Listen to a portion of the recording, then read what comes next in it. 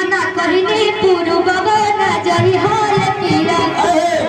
सगनी के याद बता ले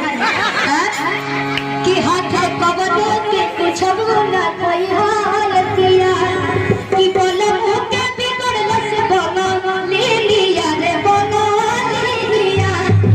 कि चित बदले क्रिया के मजा हरल सरे बनो ले लिया कि मना कहनी पूरु गगन जरी हाल पिया से कबद के कुछ ना कोई हाल पिया बोलो के बिगड़ल से बनो ले लिया रे बनो ले लिया चित बदले क्रिया के मजा हरल सरे बनो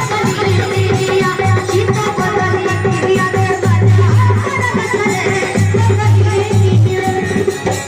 याद ले ओ सही मन से याद ले ना जो एकरा खुदे हम साथ करते के अब अपने के बढ़िया सारे नहीं थे हो अरे बाप कि चित बदली खिया के एगो गाना बनाइल है कि जब जब जाइले बजरिया रे कि हमारे पर रखे नजरिया रे कि देखी देखी नारी नवतर आज मारता कि एगो अंडा बेचे वाला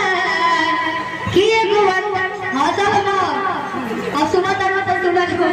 कि एगो अंडा बेचे वाला पर पोज मारता बहुत सारा गाना बड़ी सर कि बाकी एक मेरी गंगा ना होई ना गाए तैयार बड़े लोग नाचे खाते